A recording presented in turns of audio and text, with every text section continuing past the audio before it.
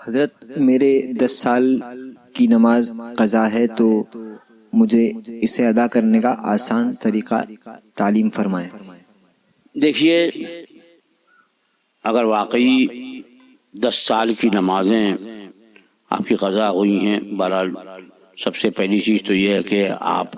سچے دل سے توبہ کریں اور اس پر شرمندہ ہوں کہ اتنے عرصے تک آپ نے نماز نہیں پڑھی، اتنے عرصے کی نماز چھوٹی۔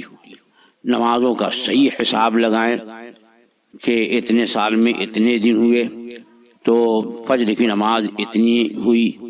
ظہر کی اتنی ہوئی، عصر کی اتنی ہوئی، مغرب کی اتنی ہوئی، عشاء کی اتنی ہوئی اور وتر اتنی ہوئے۔ یہ صحیح تعداد کا آپ حساب لگا کر کے اسے ایک جگہ نوٹ کر لیں، اور پھر آپ جس نماز کی قضا کرنا چاہیں اس کی نیت کریں، اور چونکہ بہت کثیر ایام ہیں، تعیین ممکن نہیں، اس لیے یوں اس کو متعین کریں۔ جیسے اب آپ فجر کی قضا کرنے جا رہے ہیں تو نیت یوں کریں کہ میرے ذمے فجر کے فرض جو باقی ہیں،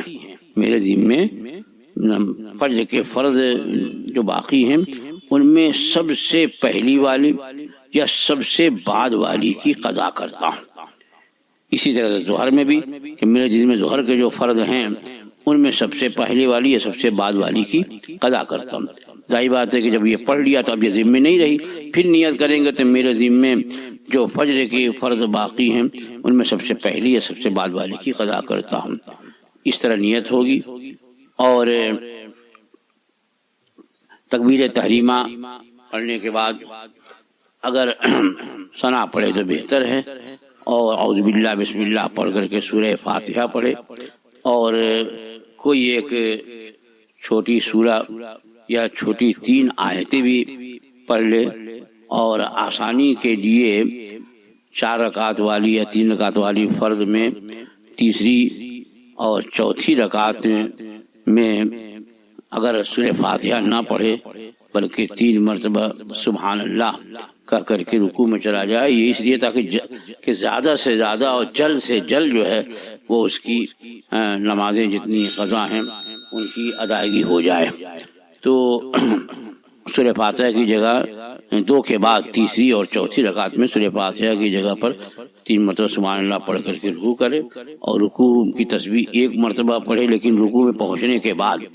یعنی سبحان ربی العظیم جب رکوع میں پورے طور پر پہنچ جائے تو سبحان ربی العظیم 1 مرتبہ کہے، پھر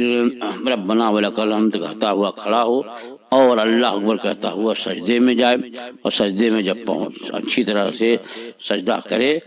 کہ پیشانی اور ناک جم جائے، اور انگلیوں کا رخ جو ہے پیروں کی انگلیوں والا قبلے کی طرف ہو، تو 1 مرتبہ سبحان ربی الاعلیٰ یعنی سجدے میں پہنچنے کے بعد 1 مرتبہ سبحان ربی الاعلیٰ کہہ کر کے بیٹھ جائے، پھر دوسرا سجدہ کرے اور 1 مرتبہ سبحان ربی الاعلیٰ کہہ کر کے کھڑا ہو جائے۔ تو قرات کے بارے میں تو بتا دیا، اور اسی طرح سے اب جب قعدہ اخیرہ میں وہ تشہد پڑھے، تشہد کے بعد تشہد واجب ہے